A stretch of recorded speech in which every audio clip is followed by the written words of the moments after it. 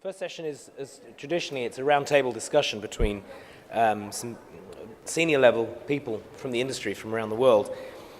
And this year we're going to be talking about a subject. The title is Mind the Gap, and the subject of the discussion is to talk about this growing gap that we see between LPG supply and demand around the world, and what this can mean for the industry. What impact it will have, is it going to continue, and is it the same in different parts of the world? Now the session is going to be moderated by John Kingston. John is the Director of News at Platts. He oversees the news operations of Platts, plus numerous editorial areas of coverage including oil, natural gas and electric power, petrochemicals and metals. He also directs the editorial content of Platts.com. He's been Platts' Global Director of Oil, managing the worldwide oil reporting team, and he's been with Platts for more than 28 years, previously holding positions as Managing Editor of Platts' Oilgram Price Report and Editor-in-Chief of Platts' Oilgram News. He's spoken on oil markets before audiences and on numerous media outlets including CNBC, Fox Business, CBS and ABC News, and Canada's BNN. Prior to joining Platts, John worked for the American metal market and for newspapers in New Jersey and Virginia, and he's a graduate of Washington and Lee University. And I'm going to leave it over now to you, John, to manage the session from here. So thanks very much. James. First of all, on behalf of Platts, I want to thank the World LP Gas Association for having us here. I also want to note that when I did start at Platts, almost 30 years ago, one of the first areas of the market that I covered was what we called gas liquids. So to come here after all that time and be back at this is really coming full circle. I really do appreciate it. I've been in touch over the past couple of weeks with all the panelists up here, and I feel very confident that we're going to have an outstanding conversation on a part of the industry that I think is shaking up the world. I've tried to been telling people at Platts, maybe those in the business side of things who don't understand the markets, that to me, when I look at the shale gas revolution and the surge in liquids that have gone with it, I tend to view gas liquids as the great disruptor. It's had an impact. I think it tends to bridge the surge in gas in North America and the world petroleum industry because, of course, you have ethane displacing propane and ethane displacing naphtha and the possibility of transportation fuels being displaced. And so I think in many ways, LP gas, gas liquids, whatever term you want to use, is the great bridge between the surge in North America and the broader world oil industry. So it's a fascinating part of the business, and that's why I'm very pleased to be on this panel. Our structure today is that we're going to have an introduction by Walt Hart from IHS, who's going to look at the big picture, which is what IHS does very well. And then we are going to have a short presentation by each of the panelists up here, who will be talking about what they consider to be some of the key issues in the market today. And then we're going to have, as I just told them before, we're going to have a free-for-all. And I think that based on the conversations I've had with these gentlemen leading up to this, it's going to be a very good one. Let me review some of the biographies of the individuals that are up here. Walt Hart, who I mentioned, is a senior research director in the NGL group of IHS. He's based in the company's Houston office, and he joined Purvin & Gertz in 2006, and then Purvin & Gertz was acquired by IHS in 2011. His proprietary studies have involved business analysis and strategy, market studies, forecasting, valuations, and support. He works primarily in the area of NGLs. Prior to joining Purvin & Gertz, he was with Union Carbide and Dow Chemical, and 2 years at Owens Corning. He received his Bachelor of Science in Chemical Engineering from Notre Dame, an MBA from the University of Charleston, and a PhD in Chemical Engineering from West Virginia University. Then immediately to his left, your right, is John Walsh, who's the Chief Executive Officer of UGI Corporation. He was appointed that position April of last year. He joined as President and Chief Operating Officer in April 2005, and he's a Director of UGI Utilities, and AmeriGas Propane. He was previously the Chief Executive of the Industrial and Special Products Division of the BOC Group. He graduated with a BA from Harvard in 1977 and an MBA from Harvard in 1981. Next to Mr. Walsh is Jonathan Benchmall, who you all heard earlier this morning. He's the COO of Fogas. He is the current president of AIG LP. He graduated from Oklahoma State with a BS in economics, and he graduated from University of California at Santa Barbara with a master's in economics. And then to my left, Adebayo Ibigrogba, I think I did that okay, is a chemical engineer by training with a master's degree in business administration. He was trained in the UK at the University of Leeds. Imperial College of Science and Technology in London and City University of London. He has been with NNPC, Nigerian National Petroleum Corporation, since 1983, and his experience covers many, many aspects of that business. He is a member of the Nigerian Society of Engineers, the British Institute of Management, and the British Energy Institute. And then, I'm sorry, and we are in order here, okay. Philip Shaw is the Senior Vice President of Consulting Services at Argus. He joined that business in 2011. He has 15 years experience in the energy and consulting business. He started with BP in 1992. In 1997, he moved into consulting, first with Accenture, and then later after that with Deloitte, where he was a director in the energy consulting business. He has worked with energy clients in Europe, the Americas, FSU, and Asia, and he's published several papers with the Society of Petroleum Engineers.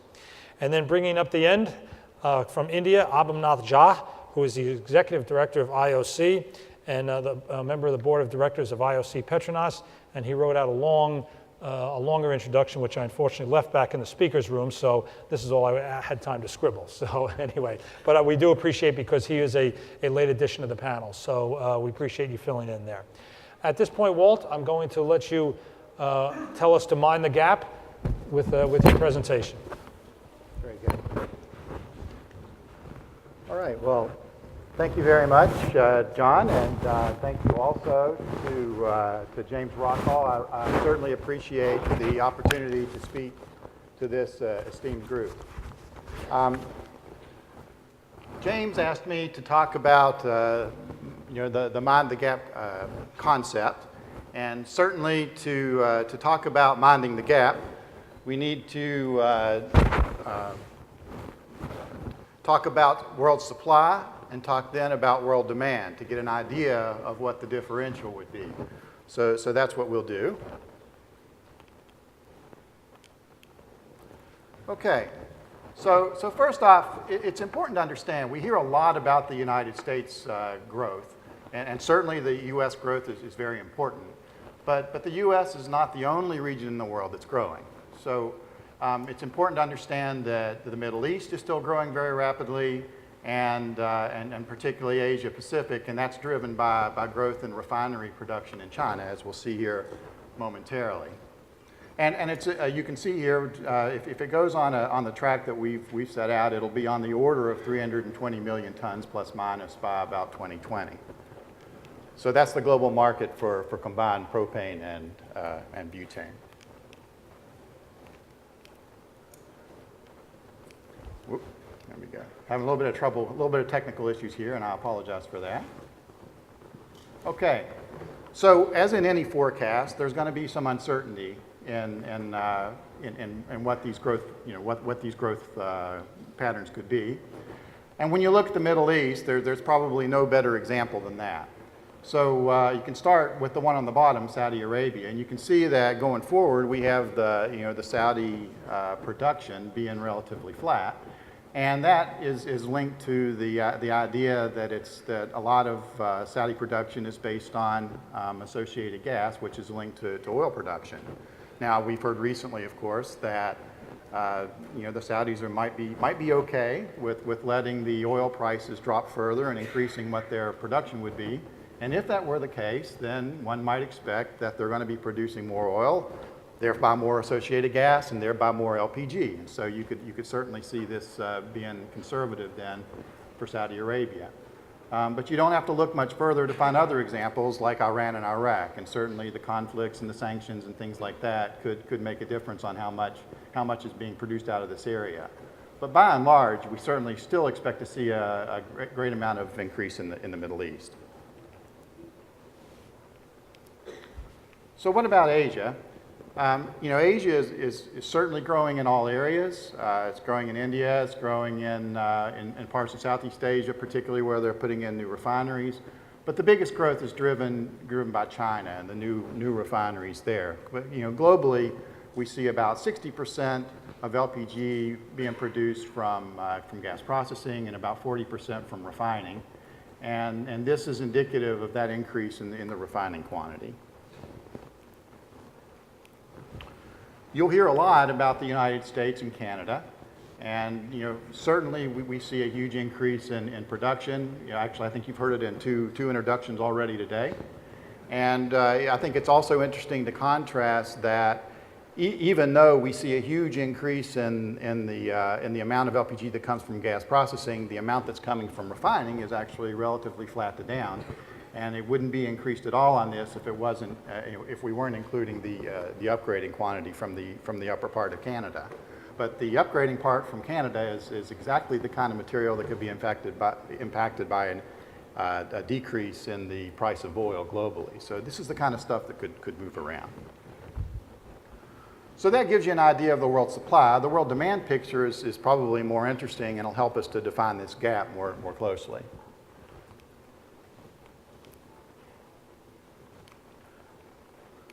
Could you advance the slide, please? Thank you. So I think most of the people in this room are undoubtedly familiar with the fact that LPG has a lot of different types of end-use markets. I'll show a bunch of them up here. The two largest ones are the residential commercial markets, which make up roughly half of global demand. And the other is, the second largest is the chemical feedstocks market, which makes up roughly a quarter of global demand. It's important to understand that these end-use markets have different types of competing fuels or different types of competing feedstocks, and that means that they have different types of drivers.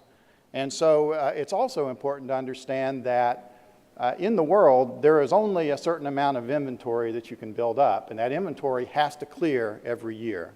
And so whatever gets produced, plus or minus an inventory increase or decrease, it all has to get used every year. So in that sense, there's no real gap in that all of the LPG gets used.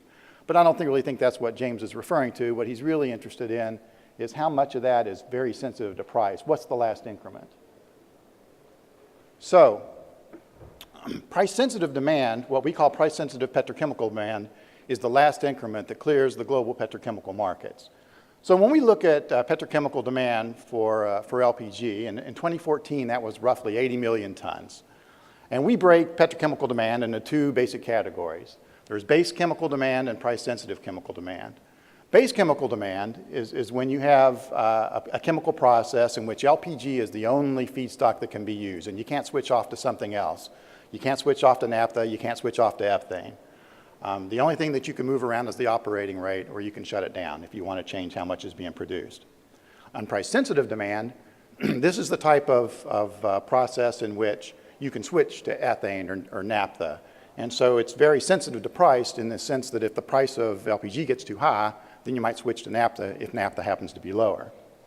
So it's important to understand that the amount of price-sensitive demand, being kind of by definition the market clearing mechanism, changes every year, and that depends on how much premium demand there is, how much residential commercial demand, how much auto gas demand that takes up the available supply.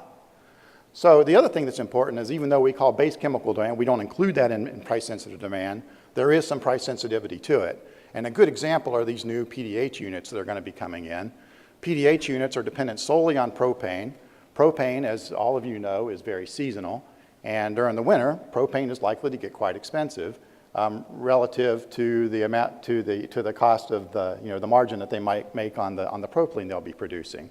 So it's very likely that many PDH units, if they don't have a good hedging mechanism, might cut back on their PDH production in the midst of the northern hemisphere winter. Okay, so now we take a look and say, well, what are the areas that are likely to grow? And so when we look at residential commercial demand, there is certainly going to be healthy growth in residential commercial demand. And this is where, I think that we're looking at what the opportunity could be for folks who don't have access to LPG or could benefit from, for all the reasons that were discussed earlier today. Then when we look at the chemical category, you can see we've broken out base chemical and price-sensitive chemical. And around 2014, it's about 80-20, the difference. But what we would expect, particularly with the PDH units coming in and some other chemical categories coming in, is that the amount of base chemical is likely to grow, and also the chemicals is likely to grow much faster than the residential commercial demand will grow. So where is the opportunity here? The opportunity is likely in the price-sensitive chemical demand. Being price-sensitive by nature, That means that if something else wants to come in and grab that demand at a higher price, it's likely to be able to take it. And that's the whole idea behind the residential commercial and the categorization of it being a premium type of demand. So how much price-sensitive chemical demand is there? Well, as I mentioned, it was like 20% roughly of the 80 million tons in 2014, and we expect it to range from about 14 to about 17 million tons per year throughout the forecast period through 2020. So that's a whole lot of price-sensitive chemical demand and a lot of opportunity for residential commercial demand if you can come up with it. So where was this LPG going to go? Well, when we look at the markets that have historically grown, it's the Middle East, it's Africa, and it's Asia Pacific.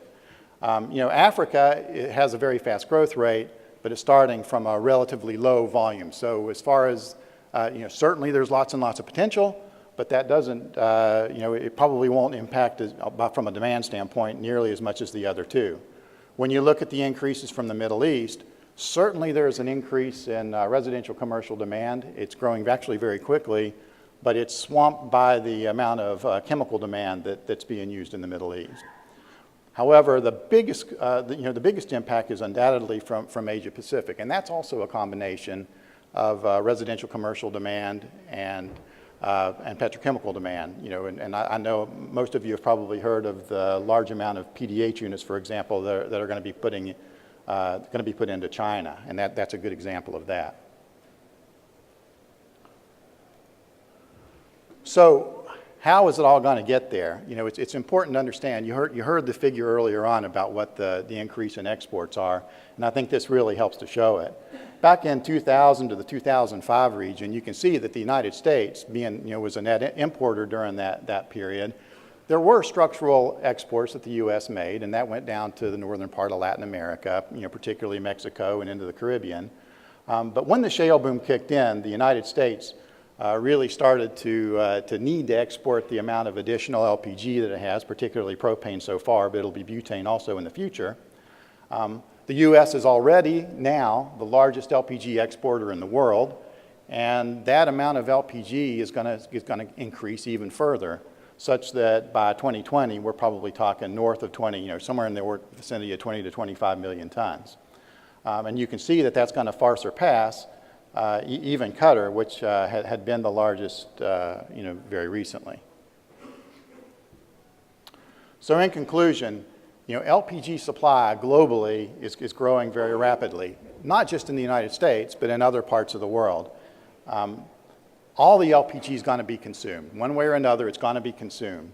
But the market clearing mechanism is this price-sensitive chemical demand, and that's what's out there. That's the gap. That's the gap that you should be able to be able to access. We're talking about 14 to 17 million tons through the year 2020. Now, if there's no intervention and things kind of proceed along the path that we would expect it to, then that gap is going to be mostly consumed by the crackers in Asia and Europe. Why not the U.S.? Well, it's because ethane is so cheap, and they're going to be using ethane for the crackers in the United States. But Asia and Europe are mostly naphtha-based industries. LPG is certainly a good alternative to naphtha in the petrochemical crackers, and that's where a lot of the excess volumes are likely to go. These LPG trade dynamics are changing very rapidly. That could certainly create some advantages for countries that are close to some of the big supplies, like in the United States. And the last thing I'd like to leave you with that I didn't really talk about before is that even though there might be 14 to 17 million tons of price-sensitive demand that could potentially be replaced, it's important to understand that some gap is likely necessary, because if you don't have some sort of a gap, some sort of an excess that can be swept up, it's very likely that you're going to have some acute supply shortages in certain parts of the world that are going to create some misery in certain areas. So as a practical matter, really, it's probably not a total of 14 to 17. It's probably closer to about 10 million tons per year. But that is a lot of LPG and certainly creates a tremendous amount of opportunity to increase the premium demand, to increase the residential commercial demand. So with that, I will turn it over to the panel and allow them to stir it up some more. Thank you, Walt. And I think during our conversation, I want to touch on some of the points you made, okay? So as I mentioned before, we're going to go right down the line. We're going to go in order, and each of the individuals will talk about maybe any reaction to some of the things Walt said, or just some basic views that they have from the ground where they are competing every day. So, John Walsh, what's really on your mind today when you look out over your vast network of customers, which is extensive both in the U.S. and in Europe? Yeah, first, for UGI and AmeriGas, we're a marketer and distributor, so we have that perspective across the U.S. and Europe, about 2 billion gallons a year. So first of all, we don't mind the gap. We like a healthy range of supply options, so the buildup that Walt just took you through from our standpoint is a very positive thing. We're very positive about the outlook in terms of LPG supply in the mid to long term, driven to a great extent by the tremendous increase in natural gas production in the U.S. The other side of our business is natural gas distribution, both end use and midstream. And the thing that's sort of overwhelming about looking at the natural gas business in the U.S. is the level of supply, level of demand for core residential and commercial, industrial processes, and power generation. So the strength of natural gas demand is going to drive huge increases in production. A lot of that is NGL-rich production. So mid to long term, we feel very good about supply, and the fact that there could be a supply gap is a good thing if you're a distributor from our standpoint. The things that concern us and me in the short to midterm is, first of all, there's a tremendous need for infrastructure across the U.S. in particular, but in a global market to be able to use this production and output on an optimal basis globally. Not surprisingly, the buildup of infrastructure in the U.S. to take advantage of this increase in production and available output is lagging. So you see a lot of disruption caused by lack of infrastructure, both on the LPG side of the business, but also in the natural gas sector. That was especially prevalent this winter where we saw some extreme conditions. So I think one of the big challenges ahead for everybody in the industry is the build out of infrastructure, to do that sort of consistently and effectively, to actually make use of the resource. And the other issue is the uncertainty, as Walt pointed out, of chemical demand. It's one of the drivers. Core residential demand and commercial demand is one thing. It's pretty easy to predict, pretty stable. It's seasonal but stable. The chemical demand is quite volatile. So again, as a marketer and distributor, in the short to midterm, you're concerned about volatility, price volatility caused by disruption, lack of infrastructure, and activities within the chemical sector. Chemical sector is hugely important and will drive a lot of what happens in terms of the optimization of the supply-demand balance. So the things we're concerned about short and midterm are build out of infrastructure and the associated volatility until that infrastructure is built out. Mid to long term, we feel really good about the ongoing enhancement of supply, as Walt described, and the benefits to distributors of an enhanced supply, both domestically but also for us in Europe and truthfully globally, because LPG is becoming a much more global commodity. Okay, thank you. I can't help but be struck. I used to attend meetings of the Society of Independent Gasoline Marketers of America, and they own the big retail chains in the U.S., and all they care about is supply. That's all they're concerned about. And the last meeting I went to, actually was quite a while ago, was 2008, and this was right before the U.S. was hitting its all-time high in oil prices, and of course, by extension, gasoline prices. And they were just rabid, and they were concerned about supply. And I can't help but think about that listening to you, because you're really very similar. You're down on the ground, and you've got this great opportunity ahead of you. And the contrast over the last 6 years between these two sectors is really striking. Jonathan, from your perspective in Latin America, how is this the gap affecting you? I will try to look globally, if you don't mind, but I will also focus Latin America. First, marketers are very happy with the excess supply. This is very good. It brings stability to the market, and it makes a lot of sense with the theme of the forum, which is the future starts now. The future starts now through marketers generating demand, improving the quality of life of the population of the world. A great portion of the population of the world still uses fuels that are not very healthy in their general well-being. So the excess supply is very positive, not only for retailers, but for whole world and improvement of quality of life of society. I will try to focus on the fundamentals, if you don't mind. In general, demand is related to residential, which is mostly cooking, heating, and also water heating and other fundamentals. And I'll try to look at the other brands as I look at it.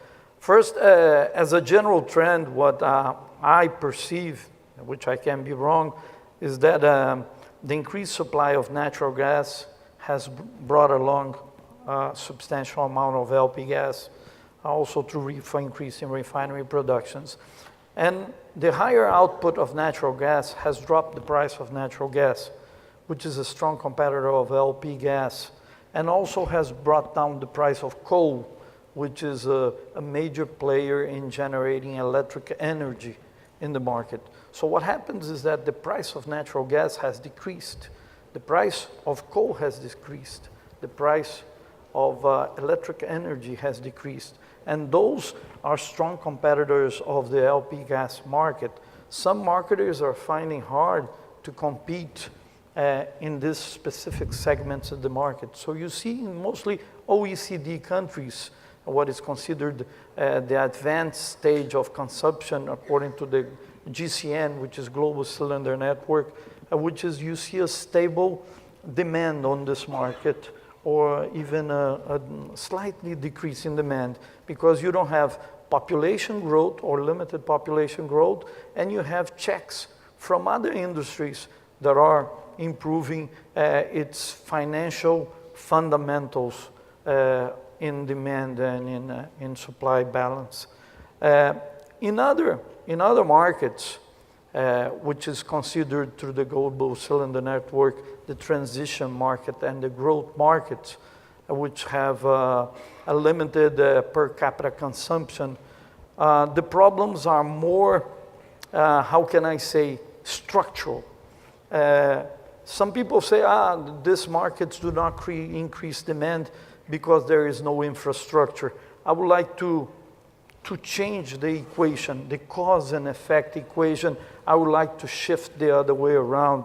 The problem is not the lack of supply, the problem is the fundamentals of property rights. And that may seem obvious to most of us, but it may not be obvious to all of us. So I would like to stress that the cylinder network, especially the cylinder exchange, needs stable and clear-cut definition on property rights, which is branding, cylinder property rights, and in general, enforcement of the law. Without these three pillars, it's very hard to generate demand in some markets. So this clear-cut definition has not been set into some markets. So you have a problem with the fundamentals of generating demand in some markets. In other markets, there are other problems with fundamentals also. In some markets, you have subsidies. And even though price subsidies reduce the price of LP gas at the local market, because mostly are not targeted subsidies, but they are price subsidies, what happens is that it's not the best interest of government to increase demand, because it increases the burden to society of this increased demand. In some other markets, the problems are with taxation. I believe that the taxation in LP gas should be lower than other fuels because it has a lower carbon content. So natural gas and LP gas in general, as a carbon concept rule, should have a lower taxation. The industry is not asking for a favor. It's just it has lower negative externalities. If it has lower negative externalities, it should have a lower taxation rate. Some markets, you have subsidies on kerosene. So what happens is that the price of LP gas is out of the market range of the general population. So what happens is that you have a displacement of subsidies. According to the International Energy Agency, as a general view, the world spends $500 billion in subsidies a year in all sorts of energy. So there is a lot of subsidies out there, not only on renewables, but on LP gas, on natural gas, on all sorts of growth. And also, it's the best interest of government to have good public policy. It is good to make LP gas the fuel of choice to society. So it requires good government policies. And if I may conclude, I would like to give 3 good examples of good public policy, which is Peru, which is a target to eliminate kerosene use. It's going through. It's a successful project. Indonesia, good public policy of taking kerosene out of households because of health issues. And India, which has a very good substituting dung to LPG into the market household. So that's the way I. Okay, thank you. We'll come back and talk. I'd like to talk about the subsidy issue with several of the guests up here. You are in an area where, when Walt Hart showed the ladder of energy use, when we spoke, you talked about LP gas displacing biomass in many parts of Africa. Is that a terrific opportunity for your company and other companies involved in the LP gas business in Africa? Absolutely. Walt talked about a gap, the price sensitive chemical demand gap. But there's a different kind of gap. There's the cooking for life gap. And I think Jonathan also alluded to the fact that we needed to create opportunities to improve the lives of rural dwellers. The demographics are changing. There's a significant shift in demand patterns. Over the next 25 years, 90% of the demand growth will come from Asia, Middle East, and Africa. China and India will lead quite all right, but African countries, including Egypt, Nigeria, South Africa, will see rise in demand patterns. And what will fuel this growth? Demographics, just simple sheer demographics. There's a relentless rise in the number of mega cities that are developing in these regions. 30 years ago, we had only 2 mega cities in the world, New York and Tokyo. Today, there are over 30 of them, all with over 10 million people. The rural people are moving to urban areas. And when they get to these urban areas, they're easier to profile and to reach. The solar industry is already reaching them. They supply the appliances, and the consumers just pay as they use. Already, solar has captured lighting completely. And LPG has to fight to take cooking because the numbers are huge. 1 billion people, or 20 kg per capita, we need 20,000 metric tons, even more than the 17,000 that Walt mentioned for chemicals. These mega cities will require enormous quantities of energy for infrastructure development, housing, office, transportation, you name it. And as the populations rise, personal incomes will also grow. So affordability will improve. And I think the challenge before the LPG industry is basically how to produce the appliances that will meet the needs of the consumer and to develop commercial templates where they don't have to put down large amounts of money to enter the industry. So there is a gap. There's an energy gap in the developing countries, or what I may call the megacity gap. So who will mind this gap? And there's several people are producing several products from ethanol to solar, as I mentioned before, to try and fit and fill this gap. Electricity and gas will continue to be the main providers. But I think this is a great opportunity for the LPG industry to reorganize and take advantage of the historical perspectives. Right at the very beginning, gas did all the cooking. But because we're failing to reach these folks, some of them are even using microwave, despite the fact that they have no electricity. So they only use it when the light comes.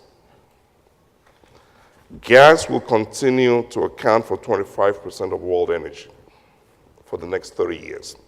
The question is, what portion of this does LPG want to assume?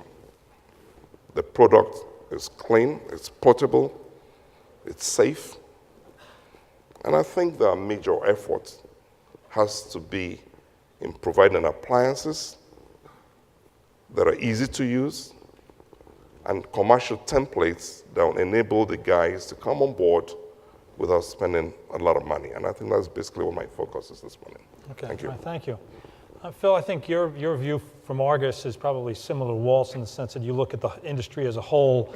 And what are some of the, I mean, you look at everything from retail to I'm sure broad-based tanker movements.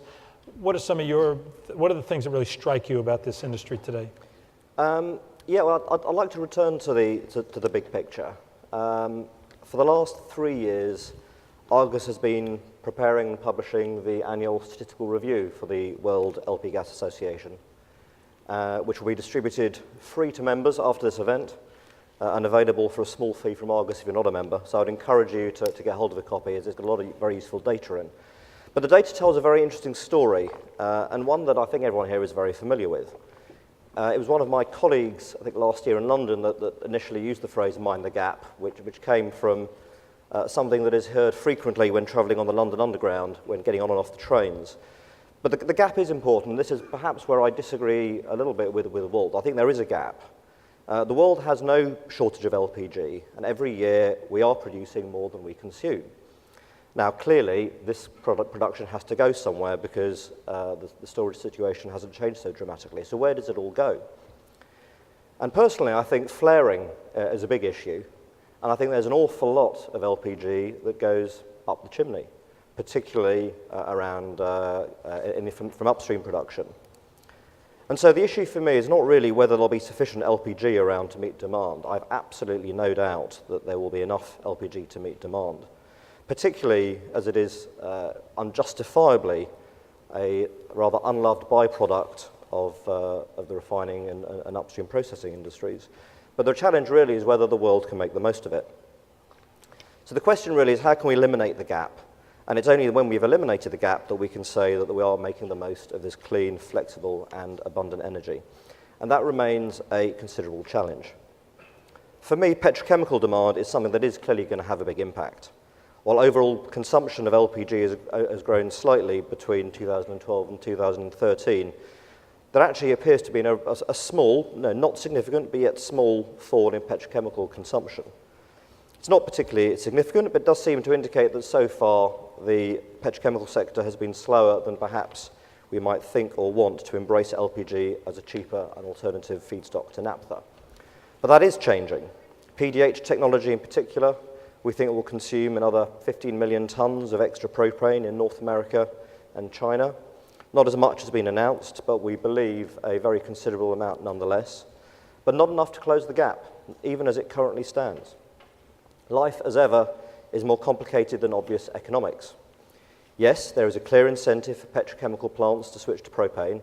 In fact, according to our analysis, in Europe, 35 to 40% is already operating on light feed, which includes a not insignificant amount converting to ethane, which is perhaps a fuel type that this group should pay some attention to as well.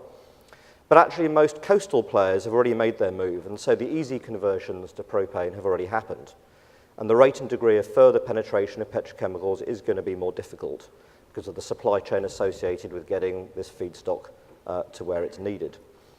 In Asia, there's also a clear opportunity for crackers to switch, but demand for C3 and C4 derivatives is actually stronger than in Europe, and they tend to be more resistant to doing anything that might change the product slate that's produced. And also, to be honest, Asia is not feeling the economic pain nearly as much as Europe has been feeling, and I suspect will continue to feel. And finally, there's of course naphtha, and we've got to find somewhere to put the naphtha, the alternative and traditional feedstock for petrochemicals. And we think that pricing of naphtha will fall to keep it competitive, certainly while refinery rationalization in Europe is a little slower than perhaps is actually necessary or is expected. So actually all of this really ignores the biggest challenge facing the industry if it's to fulfill its potential, and that is the issue of infrastructure, moving the LPG from the point of production to the point of consumption, particularly for gas-processed produced LPG. When you're developing a big upstream project, the focus is inevitably on how to ship the natural gas or the oil to market, and how to minimize the hassle of dealing with the byproducts. Hence, the very significant volumes of LPG that must be being flared in places such as northern Iraq, instead of being moved over the border to Turkey, one of the world's largest importers of LPG, who actually make the situation even more difficult by actually making it illegal to move LPG into the country by any other means other than by sea. So for me, the future for LPG still remains up for grabs. It's going to be an important part of the energy mix, and clearly we are going to see more product going to petrochemicals. But whether we can truly close the gap, that really depends on the efforts of associations like this and finding companies that are smart enough to understand and take advantage of the commercial opportunity. And it's only if we can really do that that we'll really be able to stop mining the gap. Thank you. Mr. John, what is your perspective from India, which is obviously a major player in the world LPG market? If we discuss about this LPG demand supply gap in the Indian context, it is really very challenging. LPG marketing in India started in the year 1955. And initially its availability was restricted in few cities only, but it was not accepted very well in the market. It took us 20 years' time to promote LPG as a neat and clean fuel through a lot of information and education campaign. And by 75, 76, its demand started picking up to the extent that we had to suspend release of new LPG connection to the prospective customers also for a couple of years in the late 70s and early 80s. Then the demand started picking up. In the year 85, 86, the total consumption of LPG was only 1.3 million ton in India, which has gone up to 16 million ton in the last year, that is 2013-14. Globally, LPG growth is at the rate of 3 to 4%, whereas in India last year we achieved a growth of 6%, and this year till the current month we are growing by more than 10%. India is a deficit country so far as LPG is concerned, because availability of LPG from the indigenous sources is restricted up to 10 million ton only, as against our demand for 16 million ton. So for the balance 6 million ton, we have to depend on the imports. Then import is again a very big issue, because despite the fact that India is having a coastline of 6,800 kilometers, there are only 6 major ports where we can handle LPG imports. So if the demand goes up, our dependence on import will increase, and then Indian ports are not in a very good condition to handle additional import. That's again a problem. So therefore, the biggest challenge is to manage the demand for LPG. Otherwise, it will be very difficult for us to manage. Now, in India, LPG for domestic use is highly subsidized by the government. On an average, you pay 450 Indian rupee towards the cost of a 14.2 kg LPG. And almost the same amount is subsidized by the government.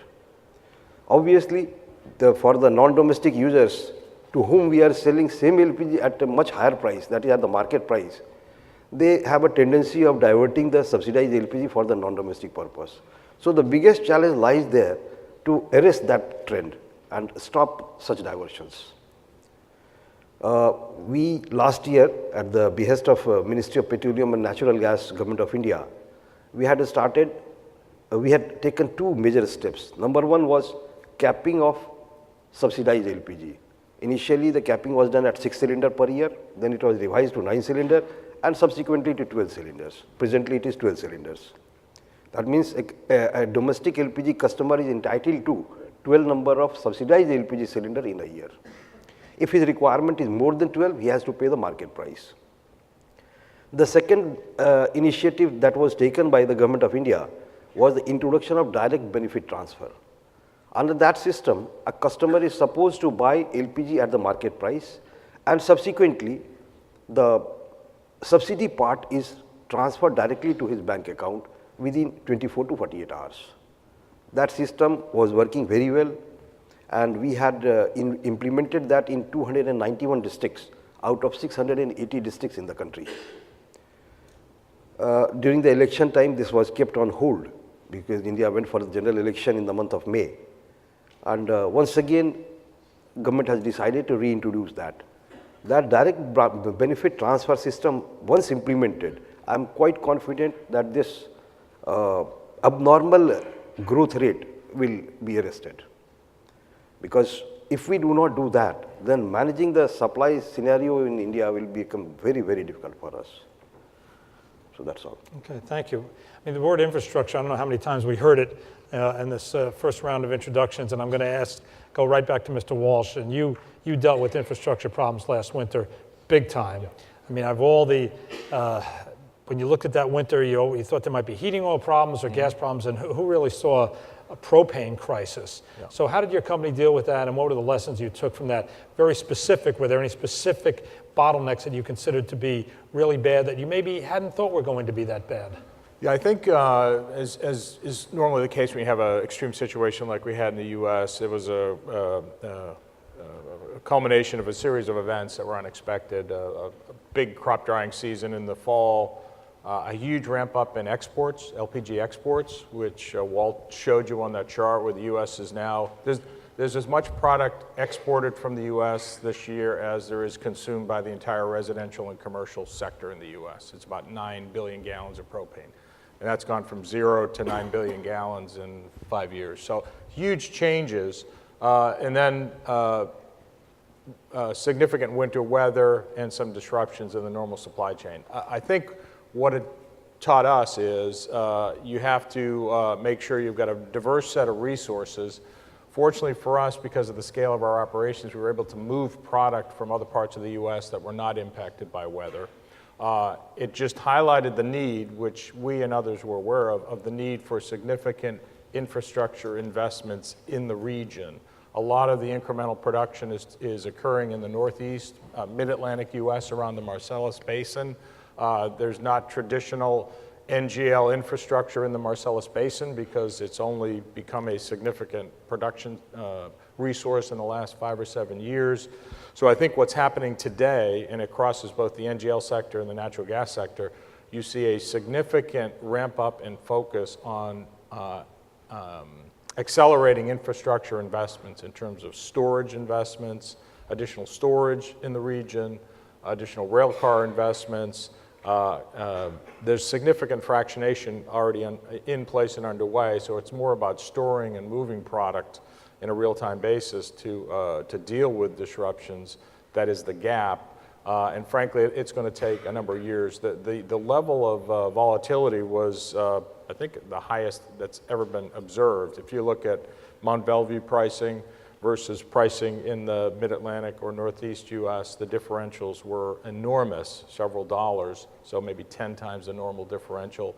And on the natural gas side, you saw similar volatility where you had products selling for $4 a million BTU in Northeast Pennsylvania, and 50 miles away on certain days in January, that same product could be sold for $120 to $140 per MMBTU. So extreme levels of volatility, and when that happens, it focuses everybody's attention on the need. The pain is so great because people are incurring some of those costs that it's really enhanced the focus on investment in infrastructure, and that's the big takeaway.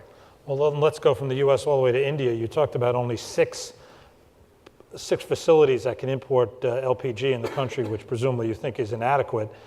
Is there capital enough to to repair that problem, or is it there's simply just too much government involvement for for the market to really work? No, I said 6 major ports where we can get VLGC, very large gas carrier. There are small ports also where you can get a small parcel only. So looking at the demand in the country, accepting a small parcel is not going to meet your requirement. So that's why we always try to get the big parcel, 40 TMT at a time. Okay. Walt, I couldn't help but you say the market will always find a clearing price. And in the case of ethane, the clearing price is to leave it in the gas for its BTU value rather than its petchem value. Could you ever imagine something like propane rejection? Well, yeah, there's actually been some limited examples of propane rejection historically. They were very, very short, but it's nothing like you see for ethane right now. I mean, we're looking in the United States, ethane rejection, which is the process of, in the United States, the industry is somewhat different than it typically is global, where usually in international locations, not everywhere, but you'll have a gas processing plant that is close coupled to a fractionation plant, so that the natural gas that comes in with the natural gas liquids inside of it and the other impurities is taken out and then processed all the way to the specification products, all in one big facility. In the United States, it's separated really into 2 steps. There's a gas processing step that occurs out in the field, where you're only separating the dry gas that goes to market from mixed natural gas liquids, and then those mixed natural gas liquids go down a different set of infrastructure pipelines to fractionation centers where you start to make these these end user products. So I'm sorry, can you just? So the question is, I mean, the answer, I guess, is you really don't see something like propane rejection happening. No, it's not so likely because the U.S. has another way to get rid of it. As long as you can export, and as long as there's sufficient export capacity, there's no reason to expect that you should have significant, propane rejection, because you have a way to get rid of it. Whereas for ethane, there's one example of a very limited amount of ethane waterborne. Now, granted, that should change next year. But right now, we have on the order of 350,000 barrels a day of ethane rejection going on. And that that amount of ethane rejection, just to put it in perspective, if a world scale, ethane-based ethylene plant is on the order of 70,000 barrels a day, that's 5 world scale ethane-based ethylene plants worth of ethane that's basically being just, burned as as fuel value instead of getting any kind of an uplift to it. And for propane, that should not happen because of the infrastructure. Okay. I wanted to ask Phil. What did I want to ask Phil? You talked about flaring, and also you talked about naphtha. In the U.S., the problem or an issue has been an excess amount of condensate. And the question is, do we build condensate splitters, or do we export the condensate? And that seems to be a legal problem.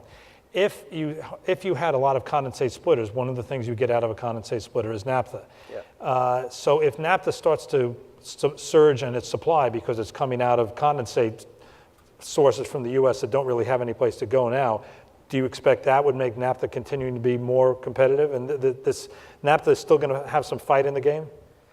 I think naphtha is increasingly going to be an issue. There's too much of it. In Europe, we've traditionally turned a lot of it into gasoline, shipped it to the States. We're not doing that so much anymore. So I think it is going to be an issue because as part of the refining process or as part of the splitting process, it is produced, and you've got to find a home for it.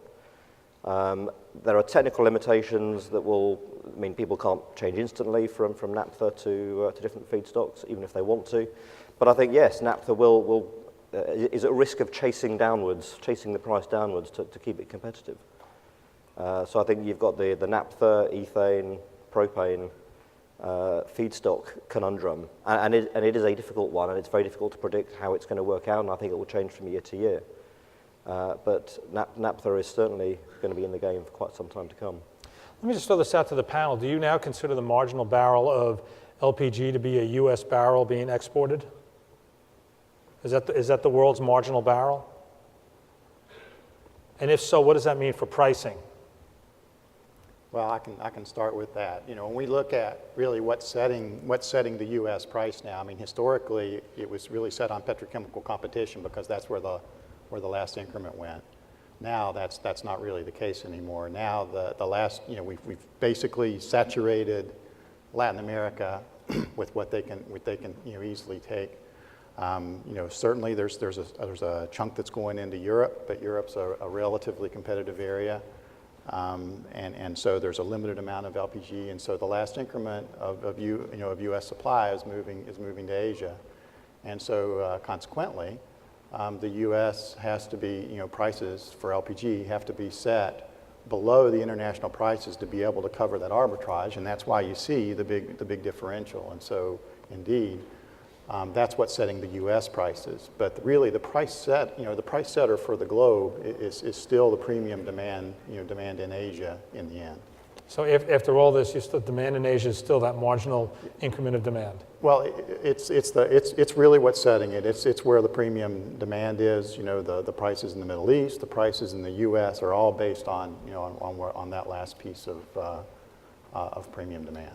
Okay. Let me ask the two analysts, Phil and Walt, in your models, how much are you expecting, when you look at LPG demand, how much are you expecting the petrochemical business of the world to shift over to the U.S.? You talk about the incremental unit of demand is in Asia, but is that going to remain the same if the cost advantage in the U.S. is so enormous that you start to see so many more chemical plants come this way? It's a difficult one to predict. I think there'll be some of that, but it's difficult to predict. Okay. So from our perspective, when we look at, you know, you're talking about LPG in particular, LPG demand, because you know, you know, there's a lot of ethane-based ethylene plants that are being built because of the amount of feedstock in there, and so we frequently get asked, why is it that you're exporting propane when you could just build PDH units until all the propane's gone, right? The problem is that, you know, this propane in a PDH unit, you know, first off, it's not the cheapest way to make propylene. Second thing is that, all right, if you're going to make propylene, you're not shipping out propylene, you're shipping out propylene derivatives, and those propylene derivatives have to go into the global markets. And you know, the logistics there of, you know, even at the prices we have now, which are discounted, you know, still there's a limited market for, you know, how far you can ship them, but where you start running into competition that makes it so that you can only have probably on the order of maybe 6 or 7 of the standard size PDH units, which are 25 to 35,000 barrels a day of propane feed, before you start getting into competitive limitations, unless the propane price continues to come down relative to other feeds. Okay. Jonathan, how has all this supply helped you? You're a business that's very much on the ground. You talk about issues like cylinder property rights, which is, you know, a very retail issue. Walt just talked about he feels the U.S. is probably saturated in Latin America with all the supply it can probably take. How much has that helped you running a very retail business? Well, John, I'll answer the question second. Since no one talked about it, a very important matter of the gap, if you may, I may talk about it, which is the transportation sector. No one spoke about it. The LPS used on transportation sector, on automobiles, on trucks with the 2080 combustion system, 20% LP gas, 80% diesel, and also on the marine area, which 5% of CO2 emissions in the world on the transportation sector are on marine transportation. The associations have been doing a good job on trying to create this demand in order to pretty much fill the gap. And some markets are very well developed on this transportation area, such as South Korea, Poland, and Turkey, which is extensive use of LP gas or propane or butane in many countries, on ambulances, in some countries in taxis, in some countries in fleet cars. So this is an important area for the LP gas industry, and the US Association is working very hard on that. And there's going to be a very good presentation here, which is going to be done by Repsol and another partner, which I recommend that you listen to the presentation, is on direct injection of LP gas for automobiles. Because the old model, automobiles had a problem with the quality issue of LP gas, which is the heavy ends or the waxy hydrocarbons, the C20s all the way to C40s, which generated some problems in automobiles. But there is a new technology coming out which improves the potential for LP gas to be used as an automotive fuel. I believe that's very important, key innovation to the industry, and this industry thrives on innovation. I mean, I was just going to say it's a long slog because there's so much talk in the U.S. about using gas, natural gas as an automotive fuel, and boy, you talk about infrastructure issues, they're really massive. I actually think LP gas would be smaller, but I have to admit from my perspective, I just haven't heard that much talk about LP gas as an auto fuel. Though I've seen it, I still remember the first time I went to Calgary, this is in the 80s, of course Alberta was way, way long LPGs. And I still remember at the airport, the cabbie opening up the trunk for me to put my bag in, and there was the LP gas cylinder. So it's been done, but I have to say that in the race that I hear today versus all sorts of biofuels and compressed gas, it does seem that LPG is starting way behind. Well, it may have started way behind, but it's a fast runner. We're very smart people in this room, you know. We may be late, but we are good. But regarding the excess supply, now I'll go back to your question. Regarding the excess supply, looking at the Brazilian market, specifically coming down to the Brazilian market, the two major challenges to improve LP gas demand on the Brazilian market, being specifically target. One is Brazil is the world champion on heating water with electricity. And this dates back to a concept back in the 70s that we had a high hydroelectric power generation. So hydro generation was abundant. We had an excess supply of electric energy. So we developed the whole industry to heat water and with electric energy. Brazil heats more water than electricity than Austria and France, which are the second and third places on this race. But they have obvious reasons for generating, for heating water with electricity, which have high nuclear power content on those areas. But so there is a large potential for demand growth in Brazil related to water heating. And the industry is working hard to create a sociology, a change attitude into the market to improve and to use LP gas into water heating. And the second matter in Brazil is that LP gas is unfortunately perceived as a cooking fuel. So the government, and do not understand as a critics to the government, made restrictions on the use of LP gas on other sources of energy. So Brazilians do not use LP gas in other sources of appliances, utilities in general. So Brazil currently consumes 36 kilograms per capita per year of LP gas, which is about 3 kgs per customer per month. But we have a big potential to increase demand at the local market. So we are very happy in the increased supply, and we are very happy that supply is very close to Brazil, especially in the USA, and Brazil has been importing LP gas from the USA and major other Latin American countries as well.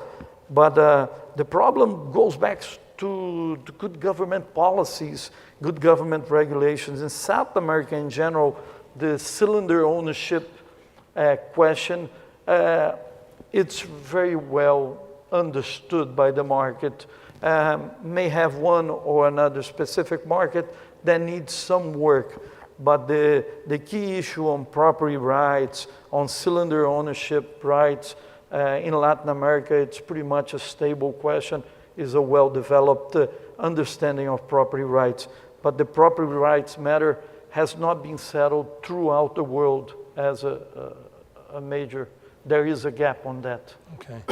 Adebayo, I wanted to ask you, Nigeria has worked very hard in recent years to cut down on gas flaring and to build up a significant LNG business. How has that helped supplies of LPG within the country coming from its gas infrastructure?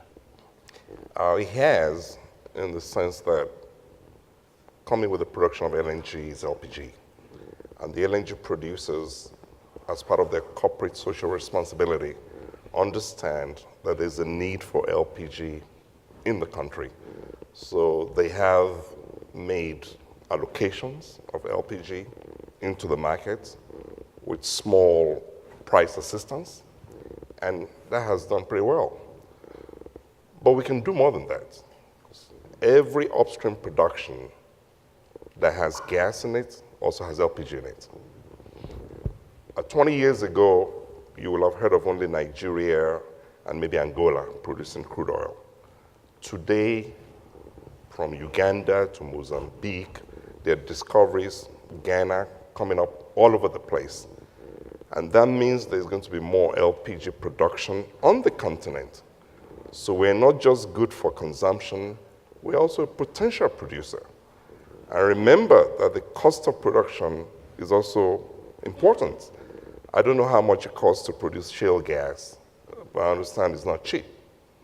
So we also have to remember that it's not necessarily going to be the US that's going to be the swing producer. It's going to be those people who can bring out the crude oil and gas at low cost and deliver onto the market. But definitely, we need more than just LNG to feed the market. I think LPG is a standalone product. It has its own commercial template. It has its own consumers. There are some 3 billion people all over the world who have no access to clean cooking facilities. Many of them are not on the grid. There's very poor infrastructure. And the easiest way to reach them with any form of energy is through LPG. And I think the Brazilian model is probably the best model for most of the developing countries. So the Brazil model? Absolutely. The Brazil has something like 95% coverage of the homes. And apart from supplying LPG to consumers, it also generates a lot of employment. The last time I checked, they had about 400,000 people employed just for the LPG. Is that an accurate LPG. number? Yeah. Over 350,000 jobs. Exactly. And that's exactly what the developing countries want. The governments want to employ their citizens. They want to save the women from chopping firewood as their main chores for the whole day, time poverty, energy poverty. So there's a nexus. There's a nexus to health, nexus to women, nexus to children. So LPG is a compelling, exceptional product. And I think basically the industry has to find the right template to solve all these various hurdles that are preventing people from signing on to LPG at the moment. Well, let's see if the audience has some ideas on that. It's about 10 to 12 now, and I want to open the floor to the crowd here, and you've got a good group up here. Let's have some questions. Oh, there must be some questions. We didn't answer everything. Yes, James. All right, I'll get the ball rolling here. And it's not so much a question, it's rather an observation. You talked about autogas, and John, you mentioned the fact that in your opinion, it seemed like it was one of the lesser fuels, if you like, in terms of the volumes. Autogas is the world's leading alternative fuel. It's maybe not the case in the US. It's something that I know the US industry is very keen to try and change. But in other parts of the world, like Turkey, for instance, it's the number 2 fuel. And it's growing faster, in fact, than any other segment of the LPG business worldwide. And certainly, I think back to Walt's point, it has to. I mean, with the supply growing at those numbers, It's always going to find a clearing price that finds a market. I think my concern is when I listen to you talking about the gap being potentially just 10 million tons. We have projects in place, plans in place where we see, for instance, with cooking, switching 1 billion people to LPG by 2030, we'll need 30 million tons of LPG. And at the same time, we're looking at growing the auto gas market and the volumes that we're going to require from there. I just wonder if the panel sees in the future a risk that we're not having a gap, actually, we have the reverse. And what will happen to the market if such a situation occurs? Yeah, I think it's a big issue. I think as a distributor, the things you want and need is abundant supply and affordable solution for customers and non-volatile pricing, because volatility will discourage consumption. I think there's a good outlook for supply, but demand could rise significantly. And I do think that there's a need to continue to look and enhance our infrastructure to move supply on an optimal basis to satisfy demand in a low-cost manner. Biggest challenges over the last decade as an LPG distributor, at least in the US and Europe, have been the fundamental increase in the cost of the customer solution. LPG costs increased much more than inflation over the last 10 years, have adjusted a little bit in recent months. That's been an issue, and that was coupled with extreme levels of volatility, at least across certain markets, if you look at US versus Europe. So the two issues that dampened demand in the last decade were increasing costs, well above inflation, versus other potential solutions, and volatility. So the increase on the supply side is a potential solution, or it potentially creates circumstances that are conducive to accessing and serving the demand that's been talked about in terms of other parts of the world. Let me ask from a marketing perspective then. You and I spoke on the phone, and I'm in the Northeast, and I actually am on a street where there is no gas line, no natural gas line. And so I'm a heating oil person. A guy across the street from me just did a lot of work. He put in propane, which is very unique. You just don't see it a lot in the residential area. I do. And it's always surprised me that the natural gas utility and National Grid hasn't really promoted gas use on the grounds of like, hey, the U.S. has a lot of it, probably more than it knows what to do with. Do you use the surplus, and I can really ask this of anybody, I'll start with you, John, do you use the surplus at all in your marketing? You're not going to say that there's a gap, but do you use it at all to make it a more attractive fuel? Yeah, we do. We have a natural gas utility. We do a lot of conversions. So this year we'll convert about 20,000 customers from fuel oil to natural gas, and it's all driven by the differential. If you can save a homeowner $1,500 to $2,000 US in a year, you can justify them investing in a new furnace, a new system. If you can do the same thing on LPG, if LPG can save a customer $1,000 or more versus fuel oil, you can convert that customer, absolutely, because virtually every fuel oil customer in the United States is looking for an alternative. They've heard about natural gas, they're interested in propane. So if you can deliver a compelling economic solution to a customer, they will convert. Not every marketer or utility is aggressive in doing that, but the customer demand is there. Okay. Next question. It's Nick Black hidden behind a pillar. Yeah, we can't see you, sir. I'll just step up. I just wanted to add further a little bit to the pain that LPG might face in the future, and mention the fact that this US shale gas explosion has caused a whole bunch of other countries across the world to say, oh, hold it, let's develop our own shale gas. And although we in Europe have seen pretty much mixed results from shale gas development, nevertheless, I will point out to everybody that Algeria, for example, has just recently announced a gigantic shale gas development. Now, can I ask the panel what they think actually in the longest term, and probably particularly Walton Phil, my colleague, how would we factor in this X factor of potentially gigantic shale gas developments in the Middle East and North Africa? Yeah, that's an excellent question. And as you point out, the shale is not limited to the United States and Canada. There are huge, shale developments in Mexico. There's, there's shale in Colombia. There's shale in Argentina, which is very likely to be developed very soon. There's shale in China, which they're aggressively going after. Maybe it's on the dry side, but certainly there's some they're going after.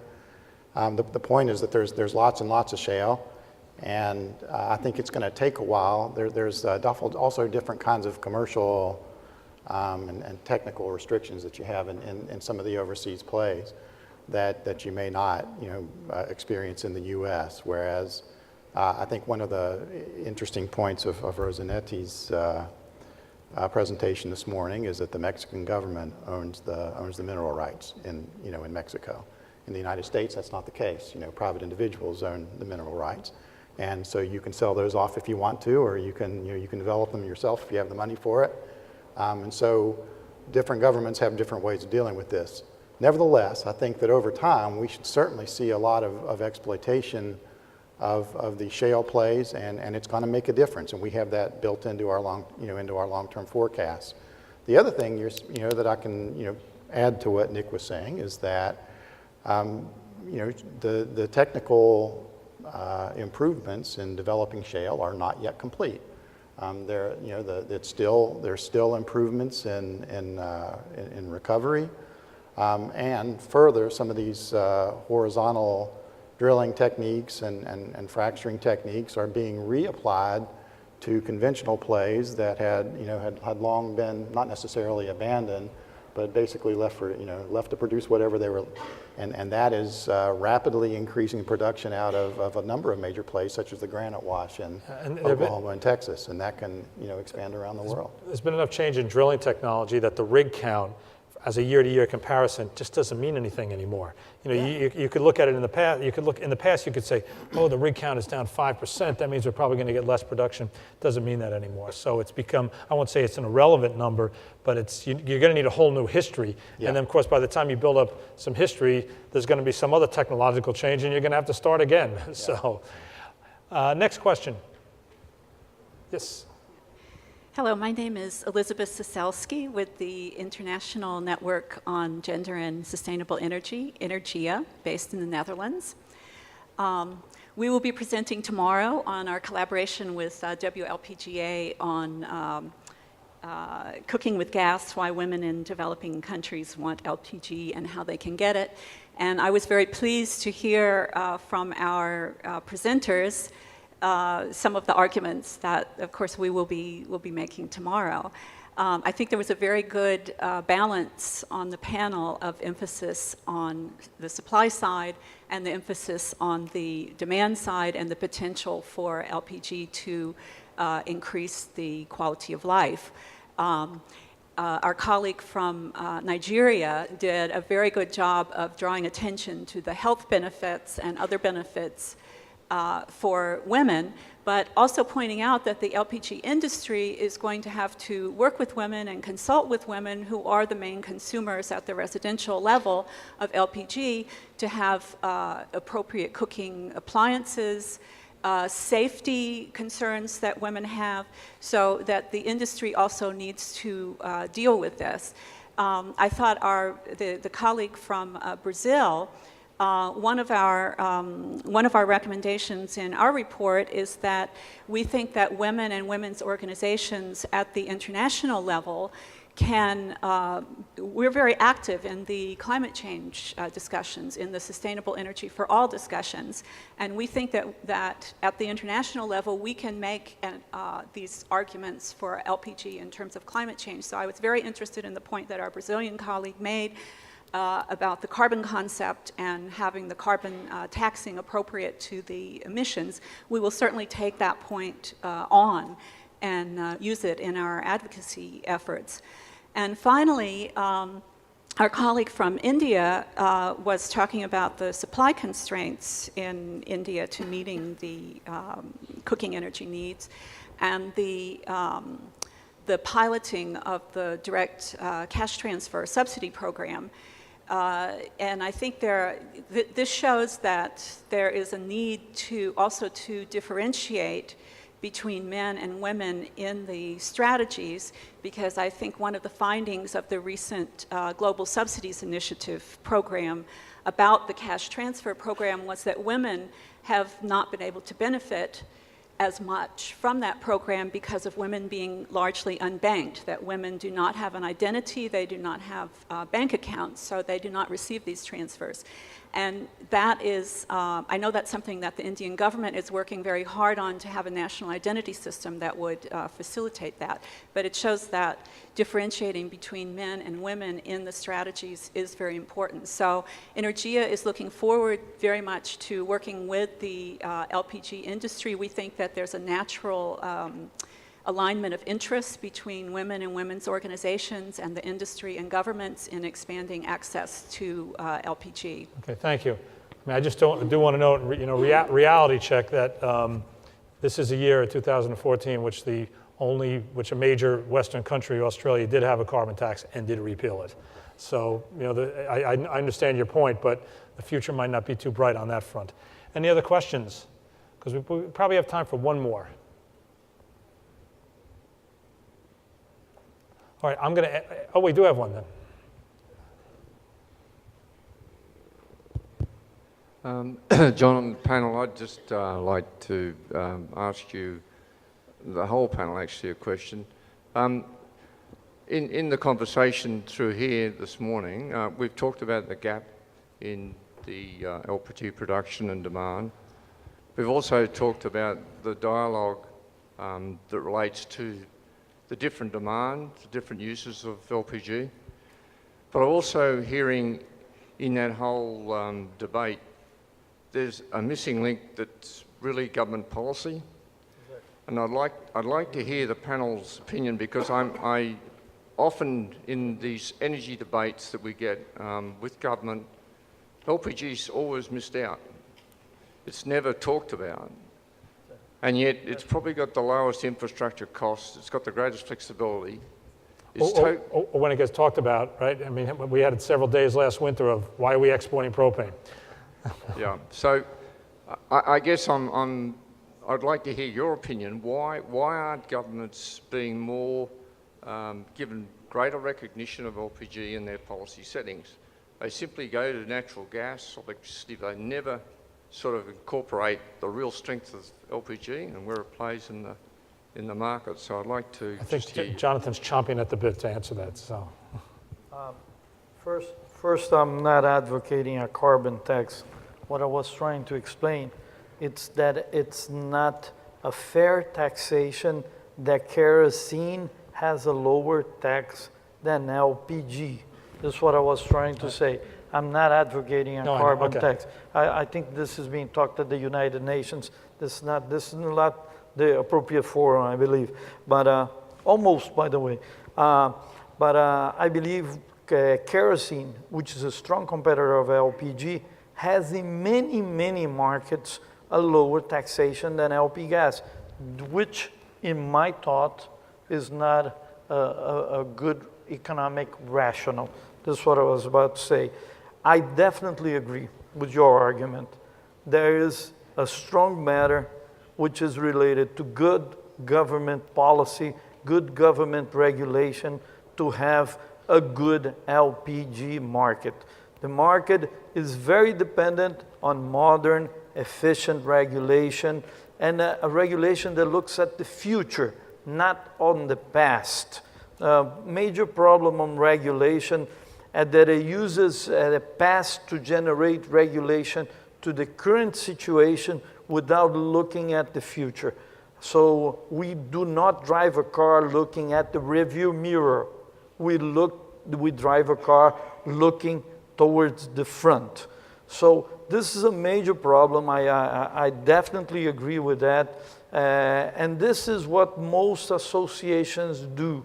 Most associations talk to governments to try to explain what are the good models, which are the good business practice. Like the gentleman from Nigeria has just said, they look at the Brazilian model as a good model for Nigeria. So this is trying to influence the government of Nigeria to follow a similar model, not an exactly the exact model, because countries have its own peculiarities.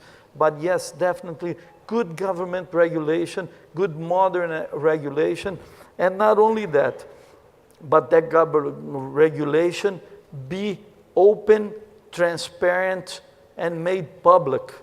You know, so all stakeholders can contribute to a modern regulation. With that, I think we're going to have to bring it to a close. This has been a terrific panel, a good audience. Boy, we really covered the world, and all the way from how much we're going to produce to you know, the rights of cylinder owners down on the retail level. It's been a sweeping performance, and I want to thank my panel for leading it, and I want to thank the LP Gas Association for inviting me. Thanks again.